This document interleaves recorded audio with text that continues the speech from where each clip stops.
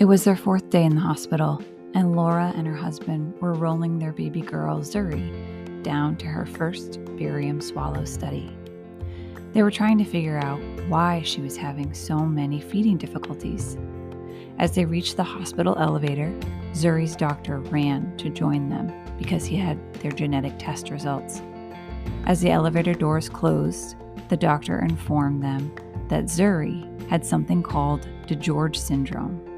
This was the beginning of their 22q journey. Welcome to the 22q podcast. My name is Becky White, and today we have my friend Laura, who is on with us. Laura, welcome. Well, thank you. Thank you for having me. Oh gosh, thank you for being here. I first met Laura at the most recent mom retreat, funded and hosted by the 22q Family Foundation. And shoot, we were actually went to the airport together early in the morning on the last day. So that's how we connected and met, was honestly through the transportation and getting to and from the airport. But after the retreat, Laura and I have been kind of chatting through email and quickly becoming friends and talking about our passions of traveling. Do you want to touch upon that a little bit, Laura? Oh man, that's gonna be another topic, I'm pretty sure. But we found out that we both love to travel, both been to Australia, and prior to children, we had different lives, very, very different lives, and that's good. And so, my takeaway from our friendship is that we're gonna continue traveling, maybe just us, girl trip every year. Every year somewhere epic. That would be amazing. I love it. Yes. Maybe we could get a traveling 22q moms group and get funded through someone like Apple or, someone that has a lot of money. Yeah. We'll talk about that later. But today we're going to talk about your 22q journey and your beautiful little girl. So if you wouldn't mind, just please introduce yourself, where you live, what you do, and then tell us about your beautiful family. Well, like you said, my name is Laura. My husband and we and my two little girls just moved from Denver a year ago to a wonderful little town here in Brookings, South Dakota. We were originally from North Dakota, but after college, my husband and I got married, spent our first 14 years in Denver, playing in the mountains, doing all things outdoors, hiking, camping, snowboarding, and traveled as much as possible. And then, decided after children and COVID and all of the political climate that it was time to move closer to family.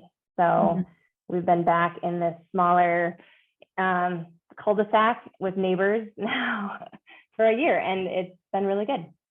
Good. And tell me about your daughters. You have two daughters. What are their names? Yes. So my oldest one is 5. Her name is Ezra. And my younger one, who was born, 12 months and maybe 2 weeks after, is Zuri. And she's our one with 22q. And tell me, what do you do for work now? What was your passion and your background before becoming a mom? Yeah, I worked in Denver as a radiation therapist for about 12 years, going part-time after kids.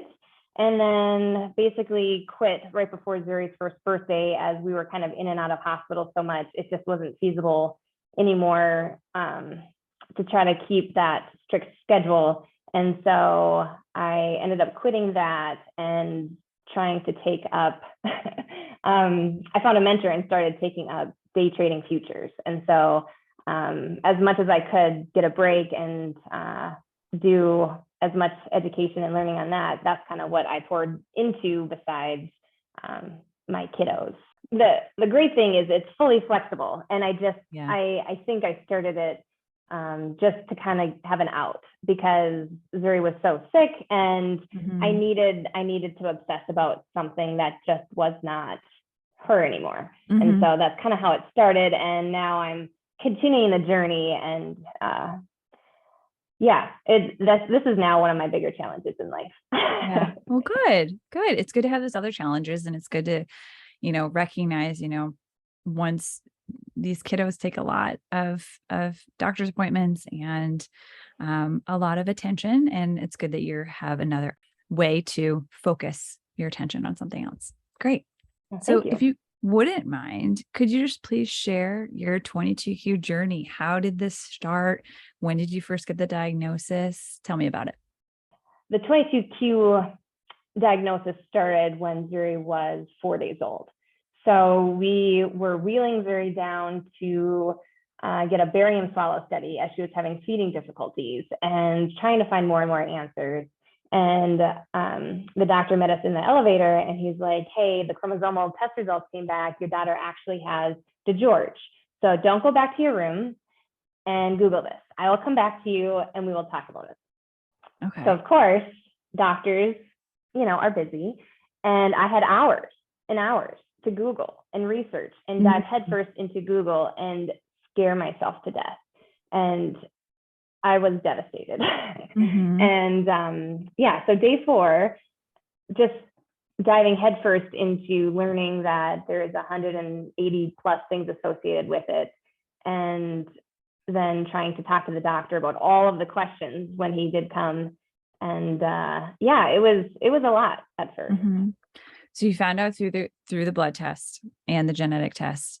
Did you have any idea during your pregnancy? Was there any heart or any other things that came up through your ultrasounds that were kind of indicating that something could be going on? Yes and no.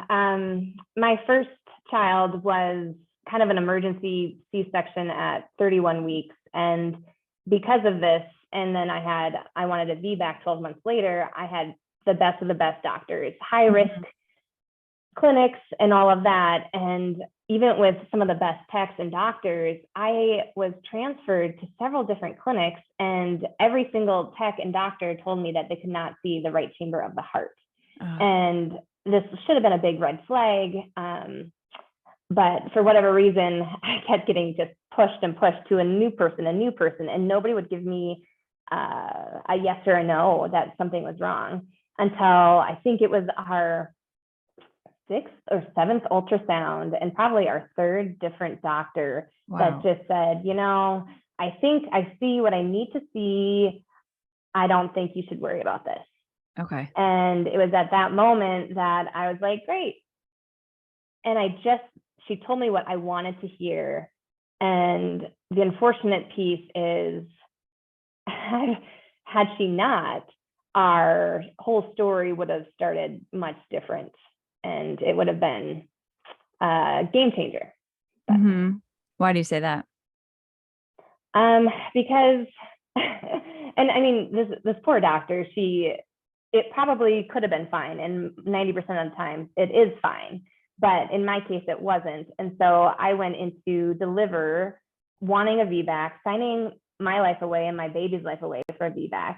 And after 29 hours of labor, 3 epidurals, and oh my God, 10 out of 10 pain, telling them something's not right, something's not okay. Maybe I'm trying to diagnose myself. I'm like, I maybe an ovary burst. Like, I don't know what's going on. I'm like vomiting, I'm shaking. I'm like, something is not okay. oh my and gosh. over and over again, I hear the nurses just say, labor hurts, labor hurts. And it's like, I just had a C-section 12 months ago, never took pain meds for it. I climb mountains, I hike.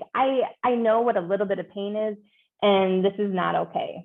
Right. But anyways, you don't know what you don't know. They said all my levels were fine. And so we went ahead, and 29 hours later, we are able to push out Zuri, who she throws her on my chest and immediately rips her off as she was literally blue, like a dark blue and kind of unresponsive.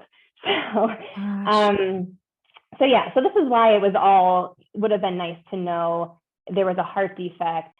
We would have done everything differently. So I wouldn't have had to go through all that trauma. So they ripped her away, took her down to NICU, still didn't know what was going on. Did your husband go with her, or were you alone in the operation room? I was all alone. In the room all by myself. Husband was gone, and the doctor comes in several hours later with me still not knowing if my baby was alive, and basically made me feel a little guilty that I wanted the VBAC and kind of put it on me that my baby probably has severe HIE, which is there's not enough oxygen to the baby. And for a certain period of time, so there could be permanent brain damage and my baby could be potentially brain dead. And she kind of put that on me.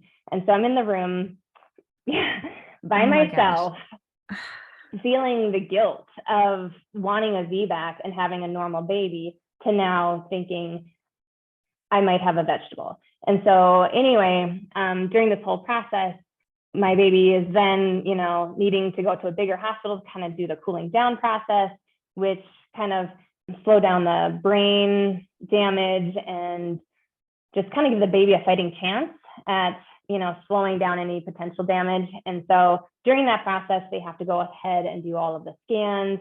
And during the scanning of the kidneys and the brain and the heart and all of the things, they found she has a hole in her heart. So probably 7 or 8 hours later, after she was transferred, we found out that she actually has tetralogy, which probably explains her APGAR score of 1 and her rough start to life. So her score was 1. I think it was like 1 or 2. It was not good. Oh my gosh. And I did not even know she was alive. It was horrible. Yeah. And so we go from thinking, first diagnosis of maybe our baby is a vegetable to now she has a heart defect. Those first few days, our NICU doctor was amazing. He found several other things and he kind of gave her the diagnosis of Vactral. And I can tell you what that is too, but it's like, you have a heart defect, esophageal fistulas, anal atresia, there's like 7 things. Mm-hmm. And we knew at the time our baby had at least 3 of the 7. So we started doing all the tests to kind of find out if she had more of the 7. Mm-hmm. So I'm thinking, okay, everything is fixable. Mm-hmm. I was high spirits. Mm-hmm. And then at day 4, after we did the barium swallow, we found out it was Digeorge and not 7. It's now 180. And again, you like hit by a bus, just hard. So in that moment, you're just gave birth. They rushed her away. Your husband's with her. Was your husband able to like talk to you through text to update you what was going on, or were they not even updating him? They weren't even updating him.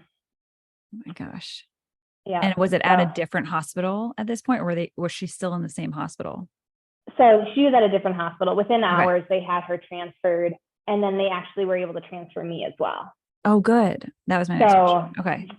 Yeah. So that was really good. The other part where I was like frustrated that we didn't catch the heart defect sooner in utero is I would have not given birth because I ended up having a ruptured uterus. and so I was transferred to the bigger hospital to be with my child, but I'm still unable to walk and in so much pain, no drugs could touch the pain.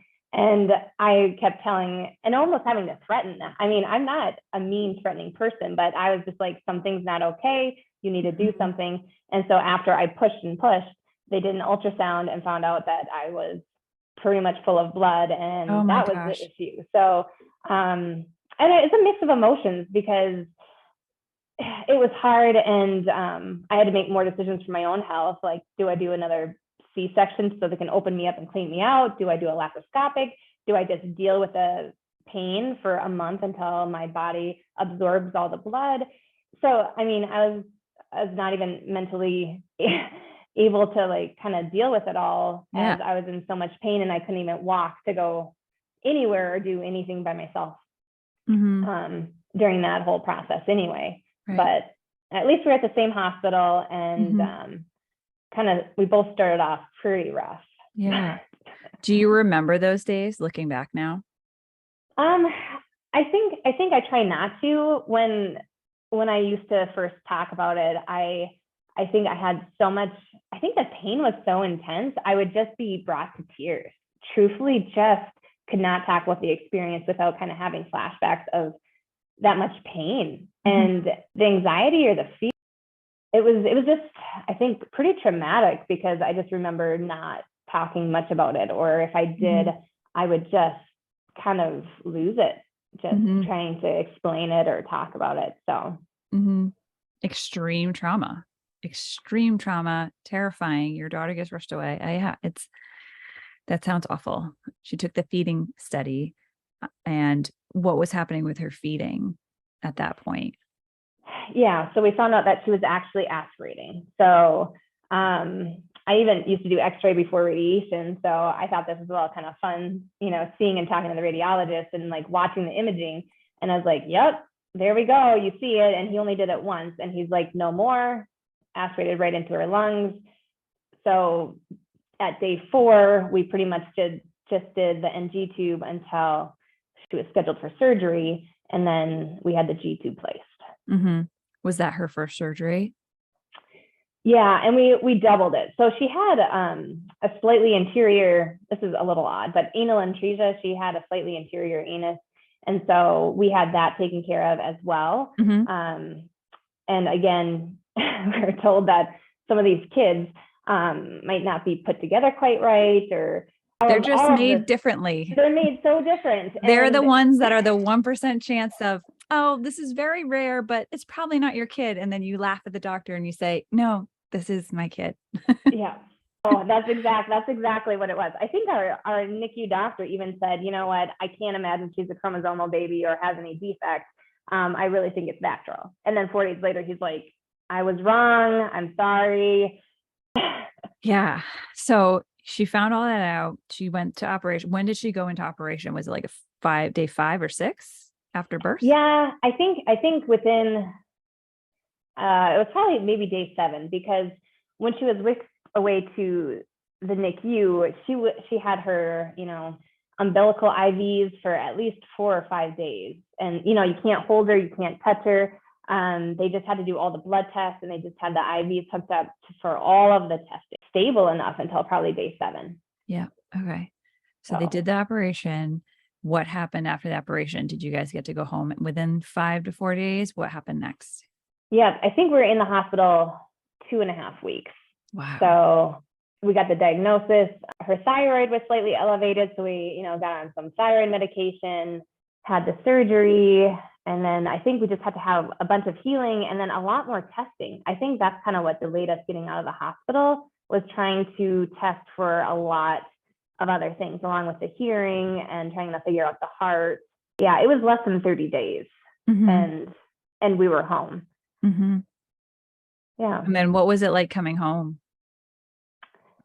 Easy. Yeah? Okay. Actually. Were you relieved? What were you feeling? Yeah, I was relieved. I remember thinking that we were in trouble because we were in Denver, just in an apartment. Before kids, we were just never home, always gone. We didn't want a house responsibility. And then 2 kids back to back. So we came home to a 12-month-old child that was not walking yet, and brought home a brand new baby that's connected to a tube and all of the things, and on 3rd floor. So I think in quick order, we moved to like the same building, just 1st floor. So I didn't have to haul up 2 children. And besides that, I kind of remember it going into kind of a routine pretty quickly. I mean, I was pumping and running after a 12-month-old, and Zuri was just so easy. She was content, and I joke, because it is a joke, about how G2 babies are the easiest thing ever.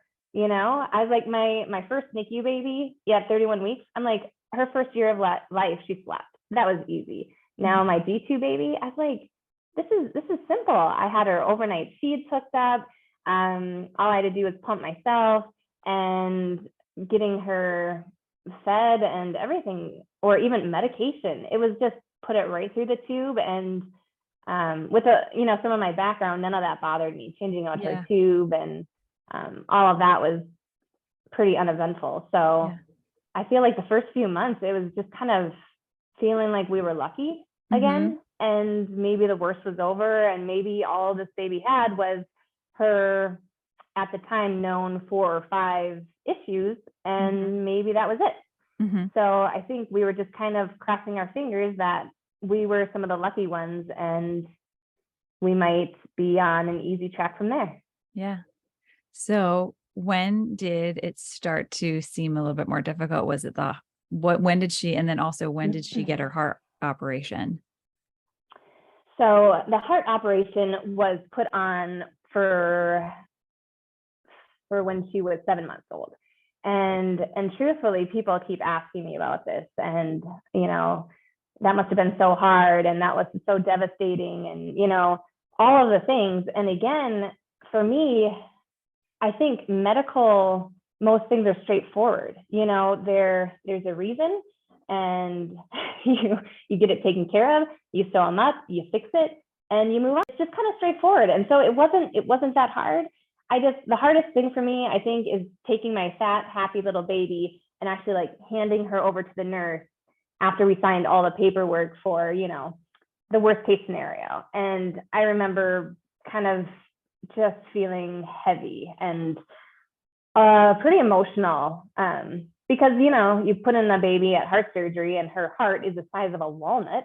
You really don't know what's going to happen. But at the same time, it went smooth, and her surgeon was amazing, and everything was as anticipated. So her heart, I have to say, is one of the easiest things that we dealt with her first year to year and a half of life. Yeah. That was pretty simple comparing to some of the other things that we did. Okay. Yeah, no, it sounds like you're very at peace with it. Like you knew what you needed to do, especially with your background. You knew how it worked, and it didn't also come on as a surprise surgery, or like you knew it was coming, but you still obviously had that emotional moment of handing over your child, and which is natural. How was her recovery? Yeah, this child, I don't know. I've heard that these kids actually have a higher pain tolerance, and it must be true. It truly must be true, because she is just a rock star. She's always been amazing, and she recovers like nothing. I think the biggest hiccup in it all was this heart surgery was at 7 months, and right at 6 months, she threw up for her first time. And so this is odd. So I'm going to backpedal a little bit. Her G-tube surgery was actually coupled with a Nissen fundoplication, which is where they take the top part of the stomach and tie it around the esophagus to kind of help make it so there's not as much acid reflux. Okay. Because in these kids, I think it's very common for them to struggle with GERD, acid reflux, have to be on medication. And so our doctor at the time just said, this is common practice. This is kind of what they were pushing. This way we don't need to worry about her having reflux or vomiting. And we didn't know any better. So we just went ahead and went along with it. So we went and got that Nissen procedure done. And we were told that the side effect is she probably can't throw up. And so she's never spit up, never threw up. And then all of a sudden, at 6 months old, she was perfectly normal. Nobody was sick. Nobody even had a fever. She just threw up out of nowhere, then was continually her normal little self. So before the surgery, I was telling all her doctors, asking questions, Googling, researching, how is this possible? And because we're trying to stay healthy and kind of focus on the surgery, nobody really took it seriously. It was kind of a one-off thing. In recovery, she had it happen again, at least once or twice, where she was retching and vomiting for no explained reason right after an open heart surgery. Talk about horrible thing. What were you thinking at that point? Like, I mean, I was desperate for answers. And so the reason I say part of the heart was easy is because I immediately went into trying to find answers for this vomiting and retching. Because after her heart surgery, we brought her home, we were recovering, and then her retching episodes just kept increasing in length and duration, and it was so sporadic. And I was like meticulous about keeping track of her feeds, not feeding too fast, not overfeeding, doing all the research, keeping track of what I did the previous time, and for months and months and months, was so careful about how we fed her and trying to find cause and correlation for it all. And it just, nothing made sense. And so then, because I couldn't come up with an answer and I was doing nothing different, I went again to Google, which who knows what Google says, and went through countless GI docs, even naturopath doctors, had so many different opinions, but nobody could give me any good answer, except one of her 22q docs said that his best guess would be that it's called Nissen-Retching syndrome, and that the surgeon who did that Nissen fundoplication probably nicked the vagus nerve. And so the repercussions of this is that our child could have unexplained vomiting and retching sporadically for the rest of her life. Oh my moving forward. gosh. And that this would be something she has to deal with moving forward. And there's no way to know it's coming or not. It's just, it can get irritated and then just happen. And so anyways, that was the only diagnosis that even made a little bit of sense, even though I didn't quite agree with a lot of it, because why would it happen 6 months after surgery? And why would it be this slow progression into more and more when I was changing nothing? So, I mean, I think that was the hardest thing for me, is just not knowing and searching for answers that weren't there. At 6 months to about a year, right before her 1-year birthday, is when I ended up quitting my radiation therapy job, just because she was doing 1 to 2 appointments a week. She was in OT, PT, speech, and we were just sick. There'd be days where she would wake up and just be lethargic and limp and not able to do anything. And so I couldn't call into work anymore. I just couldn't do this. And so that's when I quit my job. And within days of me quitting, was kind of at the worst of it for her, where we ended up in the hospital for like a week or two. And I remember having conversations with my husband, because at this point, it was 2 weeks. It was 2 weeks long of her just retching and vomiting. And we even switched out her G tube to a GJ tube. So the nutrition would actually go into the second part of her small intestine, and she couldn't actually vomit it up, but It didn't matter. It didn't matter what we did. I had her on that pump 22 hours a day, even diluted 90% with Pedialyte on a drip. It would just barely drip. And I kept tweaking and tweaking from like those 6 months, from 6 months to her first birthday, just tweaking barely, trying to make it okay and keep, diluting more or diluting less, and, increasing to 23 hours. And how long does she have to be connected to a tube, right? Having a 1-year-old who wants to start crawling and, is in PT and OT, that's connected to a feeding tube. It was so hard. And so we were in the hospital, and I remember talking to my husband about, what are we going to do if this continues to get worse? Because we were on this progression, and at the time it was the worst of it, and she was unable to function and losing weight, failure to thrive.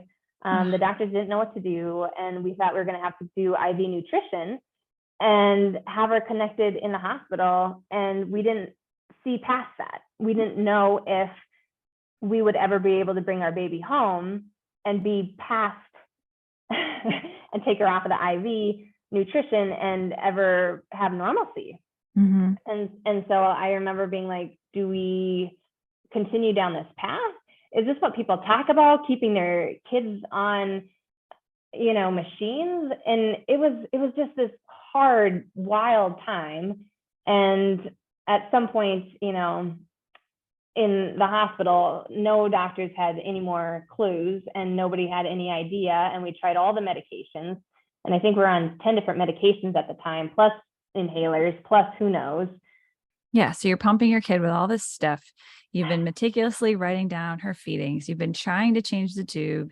You've been beating your head against the wall, making sure that your kid can keep something in her stomach, and the doctors don't have answers for you. Like, what That must have been so hard. I mean, I think that has to be one of the hardest things I've ever been through. I was definitely at my bottom, for sure. Just at my bottom. Yeah. I can see you tearing up about it. I'm tearing up about it too. It's the one thing as moms and as parents in general is you want to make sure your kids are nourished and happy. And I can't imagine how frustrating that must have been and scary. Yeah. Yeah. I mean, it was beyond scary. And then you add on other complications because it was winter. Birthday's January. So it was January, February, she started getting this cough that didn't go away and didn't go away. And so again, instead of seeing GI doctors, I started taking her into lung doctors. And like the first pulmonologist we saw looks at her and she's like, she probably has pulmonary lung disease. She's also most likely going to have asthma. And that's just kind of how it is.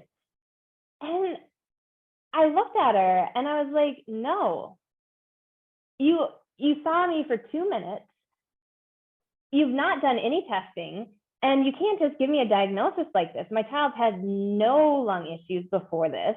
And now we've been struggling with a cough for 1 month. There is something else going on. Mm-hmm. But she fully dismissed me. So one of my frustrations is, trying to find doctors that will listen. Mm-hmm. And I took her to our pediatrician. And this is after 2 months now of coughing. And the hardest part with this was her coughing would then trigger her retching and vomiting. So I would have her set up overnight on a slow drip. We were doing it 20 some hours a day. And as soon as she would start coughing, I would jump out of bed, unhook her, stop the machine, have her upright to try to slow down any potential retching or vomiting that she might experience from coughing up, who knows, gunk from her lungs. Oh my gosh. And then just try to rock her back to sleep, lay her down, start it again. An hour or two later, she'd cough again. It was weeks that I don't think I slept. Oh my gosh. And so my pediatrician agreed to see me, and I was in this desperate place. I brought my baby in, and I'm just a wreck. And I'm like, I'm not sleeping. This is not acceptable. Nobody's listening. This is not okay. And our pediatrician looks at her, and right in front of him, she has an episode. She turns white, starts vomiting out of control. And he's like, wow, okay, this is not okay. So then he's the one who basically diagnosed her with pneumonia. We got her on antibiotics, put her on some steroids, did a couple other things. And magically, my baby just within a couple of days was as good as new as far as the pneumonia goes. And so I was kind of kicking myself for waiting 2 months, right? I saw a couple doctors.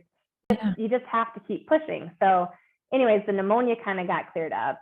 We kind of still were struggling with her retching, but it was slowing down sometime after her first year birthday. So it slowly was getting better. So I'm not exactly sure what happened with her retching.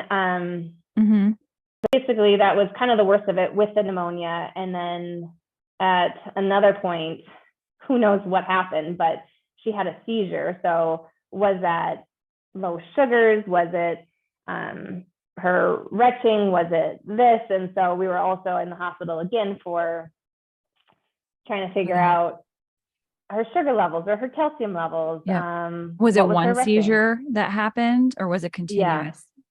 Well, it was one grand mal seizure. So she was basically, I never want to experience that again. But yeah, so that was kind of her first year of life. And to make this whole story happy, at the worst of it, with the seizure, with then having to take her home with a blood glucose test and prick her every couple hours. And we were on how many medications and creams for unknown rashes and inhalers and all of the stuff. She magically, after the seizure, just started getting better. And really? we will always forever celebrate July 2019 because at 18 months of age, she just magically has never had another episode, and she has not had another seizure. And currently, for unknown reasons, got off every medication. Wow. Her feeding's amazing. She eats what we eat. And yeah, how was that progression as she got bigger and the feeding? Like, when did you take it out? So with her feeding was always complicated, right? Because she was so sick. As soon as she started getting better, I just did a lot of reading about how these G2 babies struggle, right? Where they have like oral aversions, texture, they don't like their face to be touched, all of the things. They just struggle so much with all sensory. And so I was probably obsessive more so with, putting stuff in her mouth for flavor, for taste, letting her touch stuff, every day for every meal, even though she had her pump sitting behind her feeding her. I had stuff on her tray for flavor, and she would just sit there and touch and feel it. Also, she is a big sucker of those Wubba Nubs. And so she had 5 in her crib at one time. I'm like, I don't even care. You just have it all touching your face and, suck on your thumb. And her bigger sister would smother her with kisses. And so we did a lot of occupational therapy with trying to get her to actually swallow. I remember that being a big thing, because she would put stuff in her mouth, but then she didn't know what to do with it. And the work it took to actually have her learn how to move food from side to side, have her chew it, and then actually be able to move it around and to swallow and to not choke, and to actually have her brain learn how to do all of this was wild. It was a very, very slow process. But I just remember the first time she ever took a bite and swallowed it. And I think I even journaled it. I celebrated it. It was like the little things. It was just amazing. And slowly but surely, she started doing this. And we just never allowed her to be picky. And it was tricky because she was losing weight at a while and, failure to thrive. So how do you balance that with a picky child and making her try things? So it was a very tricky balance. It probably helps that she can be bribed. So try this, eat this, and then maybe you can have dessert or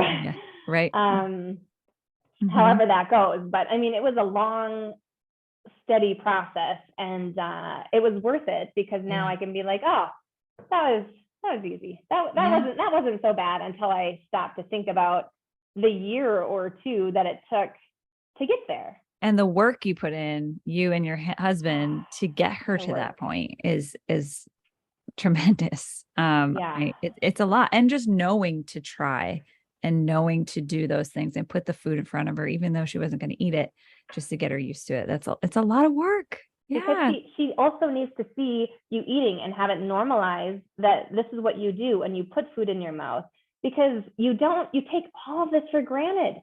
You just think kids naturally do things, but they don't. Exactly. And what are some of her favorite foods now? Dot pretzels. Do you know what dot pretzels are? They were made in North Dakota originally, but now I think they're distributed all over. But she's like a savory, salty girl. And so there's these very salty pretzels. And from the start, her favorite food. She would like eat a bag of. I gotta check them out. I'm gonna write it down. Pretzels. Dot pretzels, man. All right. Okay. Bacon, butter, dot pretzels. Those are her top. And now ice cream. Nice. If you just leave butter in front of her, watch out. She will put gobs of butter on everything. How'd you figure that out? Oh, well, my husband makes these little evil fever. They're like these little round pancakes, and you basically dip them in butter and cinnamon and sugar. Anyways, that sounds amazing. The little dab you put on her plate, she would eat in one bite. You put another dab, and she'd take the whole thing and eat it in one bite. And so we'd have to portion it out. Portioning out your butter for the day. Exactly. I was like, so oh man. Oh, good. So does she have low tone? So she, by looking at her, you wouldn't be able to tell, with her smile. She's pretty symmetrical. but she does have low tone and low muscle tone. So she was also very slow to walk, to crawl, to talk.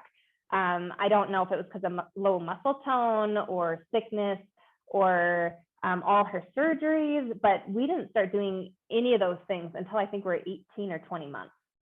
So we were so delayed in all of those. And even still now, I have a friend that's an OT, and she's saying maybe we try gymnastics to try to build muscle strength, because her little patella kneecap, she just pops it in and out all the time. And she's this kind of a dainty little thing, and building up some muscle strength would be very beneficial for her. So that's something we need to look into. Yeah, very common. And it makes it tricky with the swallowing and choking. And so I did also want to touch upon, you had mentioned OT, PT, and speech. And I was wondering, like, mobility wise, how's she doing? Currently, she's doing great. I think we were in OT, PT for at least 2.5 years. I just remember, like, we couldn't even do stairs. We could not climb ladders at a playground.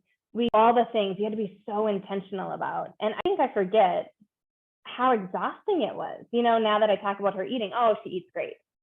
But that was years of work.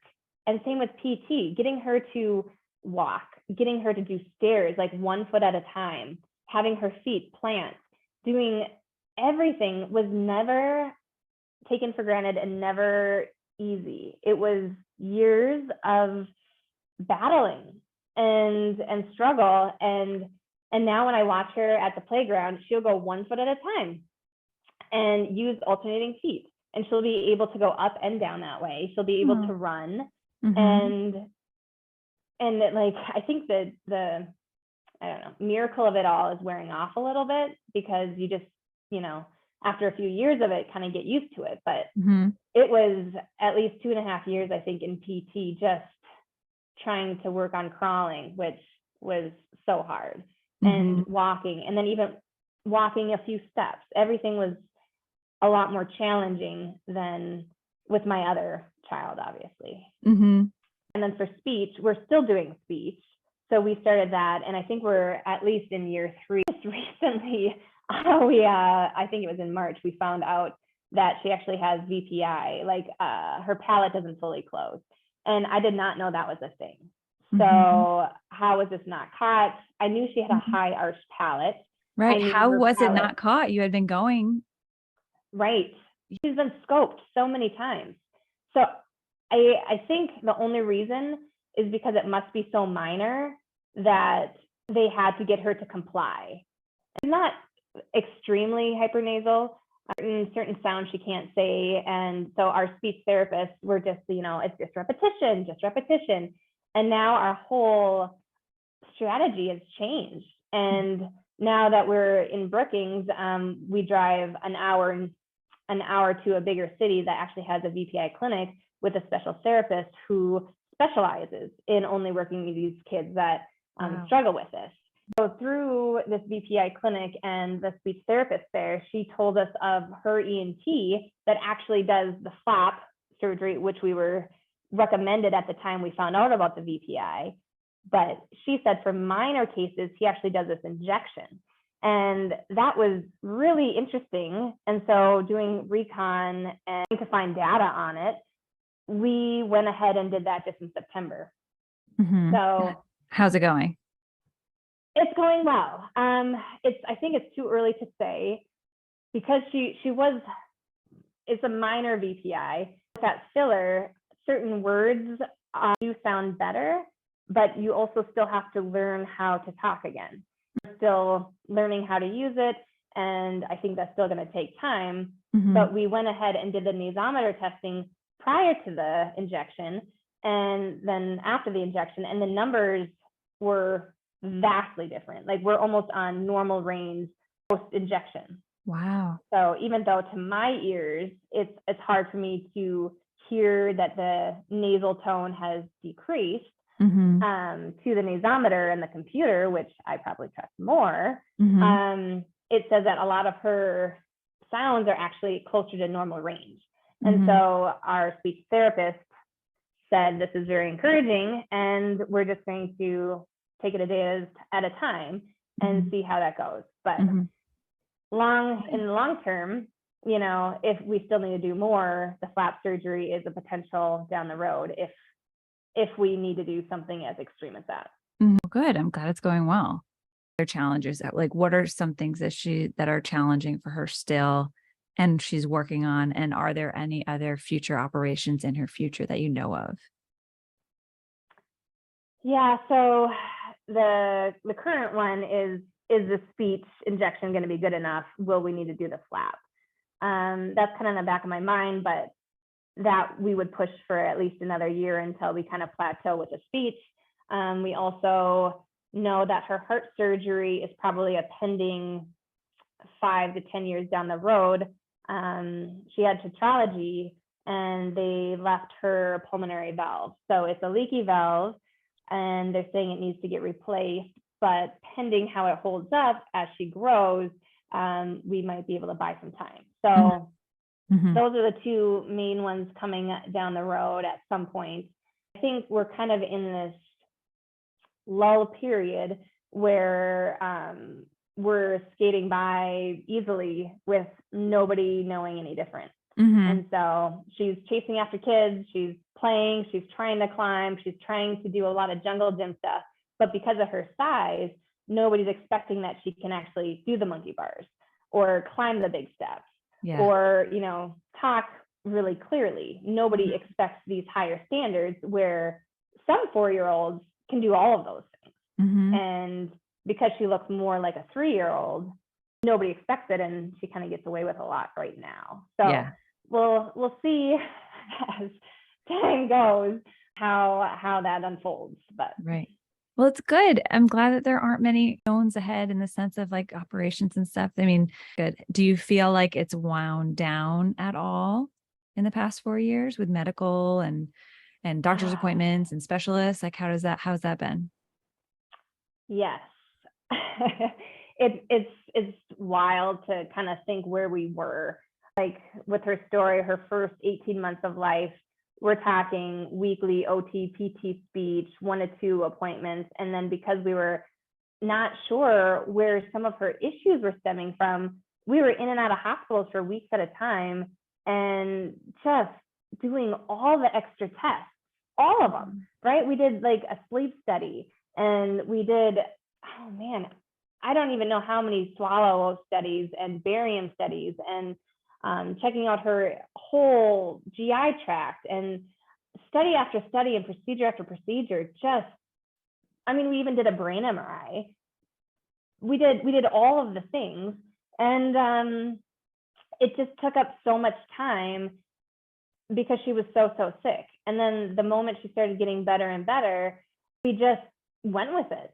And now we went from appointments once to twice a week to every 3 months. And now we're heading back to Denver here in a month, and we'll see everybody. We're seeing all of her doctors in a week period. And then after that, I'm hopeful, minus speech, that we can push the majority of those out to a year now. And that's huge. So we do the 22Q in Anschutz, Denver. Zuri, when she was initially getting her cooling down process started, the doctors there just referred us out to all their doctors, right? Because it's in network. They want to keep the money in their hospital. And somebody reached out to me right before we were getting discharged saying, hey, there is a 22Q clinic in Denver, only 15 miles from where you live. You should really check them out. And so she gave me the number and everything. And so I called the 22Q clinic with the number I had, and the main coordinator there happened to be gone for that week. I called several times and I didn't know who else to reach out to. And because we're getting discharged in another day or two and had to basically touch base with a pediatrician within a few days and get follow-ups on all these other doctors, I just went along with the referrals because I didn't know what else to do. I talked to the doctor on the floor and was just like, do you know about this 22Q clinic? Like, what is that all about? Because I was so new. And he basically told me that they are no different. and their doctors also see 22q kids, and they see kids that all have all sorts of issues, and their doctors here see a whole array. So it's really good for my daughter to see them because they see a vast array, not just solely 22q kids. And so he very much kind of pushed how this was better. And looking back, I was like, I spent 6 months fighting with these doctors, and it wasn't their fault. It was literally not these doctors' fault that I was referred to. They just didn't know any better. And Right. so my first 6 months, which I said was easy with Zuri, was frustrating in the aspect that ENT didn't want to scope, didn't want to do anything. She just wanted to prescribe anti-reflux. And I was like, we have the Nissen done. There is no reason to do reflux medications when we don't know the cause. GI wanted to put her on Zofran. That'll cause her to stop vomiting. Yeah, that's a great idea, but why is she vomiting? And it was just doctor after doctor giving me prescriptions. And I was just like, am I losing my mind? Right. Can you tell me what is going on? And it was just doctor after doctor that I was like, nope. And I mean, working in medicine, you do have the crazy mom. You sure do. Yes, you do. And I was like, okay, fine. I can be the crazy mom, but I am not just going to pump my kid full of stuff that I don't agree with and trust a doctor that's not giving me the time of day. And Right. so one by one, I started just firing them. And then I slowly but surely did more research and started getting the doctors at the 22q clinic. And as soon as I met the first 1 or 2 doctors, it was like a light bulb went off. It was night and day difference. They knew my kid, everything was understood, and they just started speaking my language. And I wasn't the crazy mom anymore. They were just like, yes, this and this and this. And then I didn't have to feel like I had to advocate for every little thing. They already knew it, and they knew more than I did, which doctors should. Right. Parents and caregivers do need to hear that, because think about yourself in that first 18 months. You are sleep deprived. You are healing.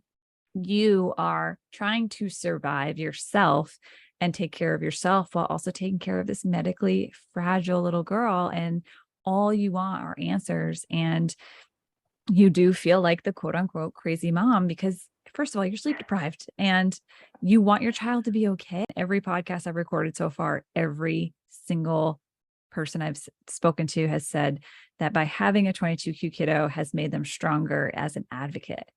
What has this been like for you as a 22q mom? Do you feel stronger? Do you feel like you have a better voice and a better grip on trusting your gut? So much.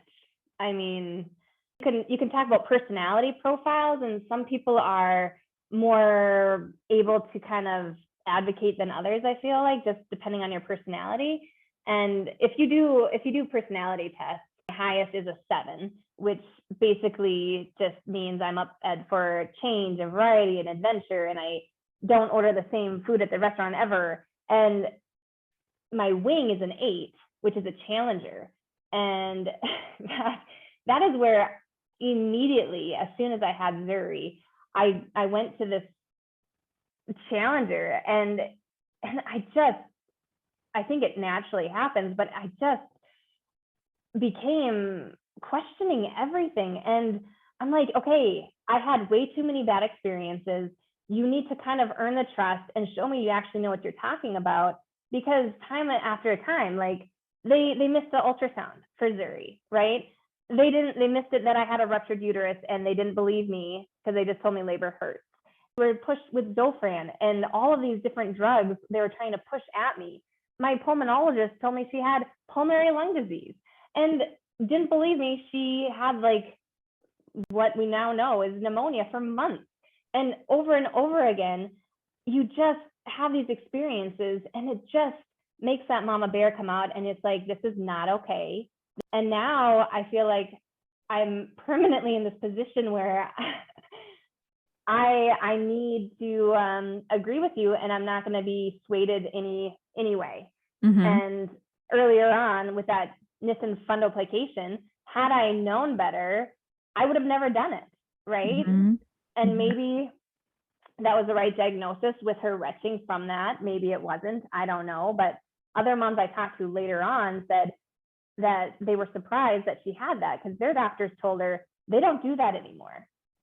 Wow. It's just so important to kind of do your research, do your recon, and advocate for your kid with what you think works, because you're the one dealing with it and your baby's the one living this life, and you're the only one that cares this much.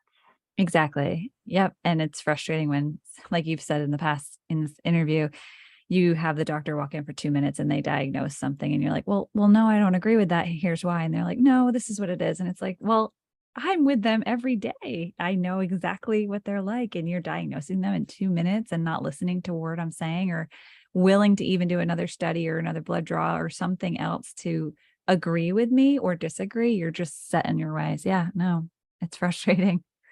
It's extremely frustrating for sure. But I think your story and your ability to believe in your gut and also fight for your little girl is so important, because sometimes a lot of people feel like they don't have a voice. And especially when you're dealing with doctors, some of us feel like we may not be as quote unquote smart as doctors, so they must be right. And so it is very intimidating to go against a doctor, for sure. Have you, now that she's 4 and going through all of this, what are maybe some struggles, if you don't mind sharing, that maybe your friends and family don't see on a day-to-day basis having a 22Q kiddo?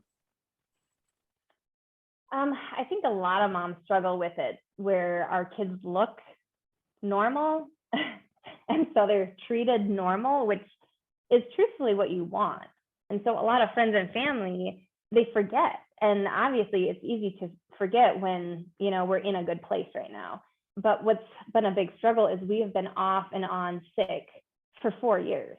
And, her immune system's very poor, and fighting off anything takes a long time. And because of COVID, everybody is like hyper aware of sickness going around. And then, everybody was isolated for a year. So when you put everybody back together, everybody gets sick. And so Zuri currently has this cough that's been hanging on for at least 2 weeks. And so I think a big struggle of mine has been feeling kind of accepted still, and keep your child at home. You need a quarantine. Zuri takes 3-4 weeks to get over something sometimes, and then it'll be the next thing, or my next kid is sick, and it can be very isolating and lonely. Nobody gets it, and why are your kids always sick? Don't come get our kids sick, or and I don't really think we're going to get other kids sick. There's just this stigma with coughing now, and I think it's all heightened post-COVID too, with everybody being aware of sicknesses going around. But yeah, that's just kind of been hard. Yeah, I hope her cough gets better. It's frustrating because like the simplest cold, it takes forever for them to kick it and get rid of it, and people don't understand that. But no, it's true. And if you could go back in time to when you first received her diagnosis, you're in the elevator, you got the diagnosis that your daughter has 22Q. If you could go back in time, what would you tell yourself in that moment? To not give up hope, and to find support. I did so much alone, I feel, and my husband feels very differently. He was with me, but he was working, because I quit my job. He was working. So all of the appointments I did, all of the OT, the PT, all of it was like my burden, and feeling like her chances of eating normally was on my shoulders. Her chances of being able to walk or crawl was on my shoulders. All of her chances at success in life, I was carrying on my shoulders, thinking it was all on me as her mother. And it was just this heavy burden I was never meant to carry. And I think I did it alone for so long, because when I found out about her diagnosis, I went online. I even joined a Facebook group at the worst of it, trying to find answers, trying to reach out to people, trying to see if anybody else had similar symptoms. And it was so overwhelming that I only did it twice. Mm-hmm. in like 4 years, where I was reached out, and every kid has such different things. It was so heavy and too much when I was, new. I was Yeah. so new, the new mom. It was just too much stimulus, too overwhelming, that I just shut the computer and I never looked back. Mm-hmm. And I would tell myself, look harder, look elsewhere, reach out to, the 22q clinic, give them your name. Ask them to give your name to somebody else. I know there's HIPAA regulations and who knows what, but Right. perhaps ask and push hard enough, you'll never know. And just find a person, find a mom, find a group, find something, because it is so powerful in groups. We went to that retreat. I have never felt so heard and understood, and it feels so good. And I think I was just carrying it for so long, and I didn't need to. There's this whole group of women who were walking the same journey with the same frustrations, knew exactly what I was going through, and we could have been there for each other. And I was too scared to hear bigger stories, harder stories, and, feel any more emotion than I already had. But I should have. It would have been, I think, in the long run, much easier. Yeah, no, thank you. I think that support, finding that support, that group that we call ourselves, the tribe, the whatever it is, find them and lean on them. And it's just that feeling of like that you're not alone. You're not alone in this crazy, confusing world that you're just trying to survive in, and you want the best for your kid, and you just want them to be happy and healthy. And that's all you want. Thank you for sharing that. What other advice could you give any parents maybe listening?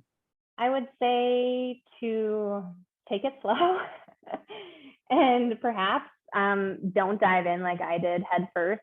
Read all the things, because it's too much. You're like drinking out of a hose, and and you're not meant to take in that much information all at one time. And it's just so overwhelming, and you don't even know what your story is going to be, because your story could be very much different than somebody else's. I would also say that for new parents, do not go with normal doctors. I don't care if you have to fly or drive 20 hours, like figure it out, trying to find the resources. A 22q clinic with doctors in the know is worth everything. And it is a game changer. One more thing is just like to not ever lose hope. Yeah. Because at my very bottom, I was losing hope, and I was just didn't know what the future was going to hold. But without hope, you're not going to be there for your child. You're not going to be there for yourself. You're not going to be able to take care of anybody, and you don't know what the future holds. I would have never had any idea that Zuri would be off medication, running around as a typical 4-year-old, when on her 1-year birthday, we were in a much different place. And you just don't know what the future holds. So have faith, pray, hope, find support, find people who will pray with you. Yeah. That's really good advice. And yeah, just have hope. And in those darkest moments for you, what was your light? Like, what was your release? What was your thing? I know you mentioned you like hiking and walking and stuff. What was your outlet in those stressful times? I journaled a lot. I want to be good at journaling. I want to be, one of those people, but truthfully, the only time I journal is when I'm desperately crying and cursing and angry and just getting all the emotions out. It's like poison. I'm just spewing it all, the frustration, the hurt, the questioning, and just journal it all out and get it out of my system. And then also work out. I haven't worked out for a while now. I was religious about working out when it was so hard. Like the endorphins, I don't know if I needed the drug hit or what, but the endorphins I got, and then just working out to get all of the stress and everything off was huge. And then also just truthfully, I would question God so much. Why? And I mean, I don't even know all the questions. And at the end of the day, it doesn't matter. It was just, I could choose hope or not. Mm-hmm. And what person was I going to be? And did I trust that? Did I draw the short end of the straw? You know? And so I think throughout reading the Bible and looking at scriptures, standing on God's word, pleading and praying, were just my encouragement. It is. It's too much for parents, caregivers of kiddos with 22q to do alone. And also, I'm glad that you had all those outlets and different ways of handling or working through all of that. That's great. Thank you. And my last question today for you would be, what has your daughter taught you? I think just to stop and live in the moment again, like I used to, and get back to my more pleasant personality, where I can just go with the flow and take chances and take risks, and again, act like I'm not one of the small percent, and just, I don't know, live like tomorrow doesn't matter, and just soak in today. Because I never thought we'd be where we are with Zuri, and I don't know what the future holds. Soaking in the day and enjoying her, and just looking at her and remembering where she's come, and just enjoying her. That's so nice. Yes. Just enjoying them. It's hard, as you're not the only person I've talked to. It's hard when you have a medically fragile child to remember, like, oh wait, I'm still their parent, that we're supposed to like play and have fun, and just finding the energy some days when you're in it, like really in it, is hard, but that's beautiful. I love it. I love it. Well, thank you, Laura. This was great. Do you want to add anything else? I just feel like this whole community, the tribe, and it feels so good, because when, we talked about Zuri's potential future surgery she has coming up, I know exactly who I'm going to reach out to ask about what doctors and what procedures and where did you have it done. And, the conversations that we can have, it's so good. And then we know the journey we're on is forever. It's not like we're fixing the heart, we're done. We're going through school together. We're going through teenage years and then into high school. And we're going to be finding support with one another as we all walk this journey together. And so, I don't know, I just thank you kind of for putting our stories out there, making it so we're not alone. And we it's not like we normalize it, but we can all find strength together and just know that, everybody has their story, and their story is powerful. Everyone's story is extremely powerful. And I want to thank you for saying those kind words. That's very sweet. But that's the whole point of this podcast, is just to connect and unite and remind us all that we're not alone in this 22q world. So, but thank you again.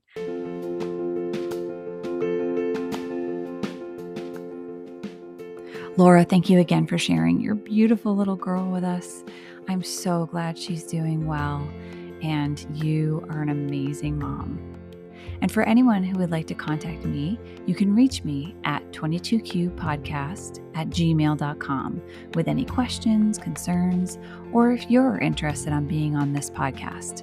Until next time, thank you again. Please share this and subscribe wherever you listen to your podcasts. And never forget, 22q family, that you are not alone.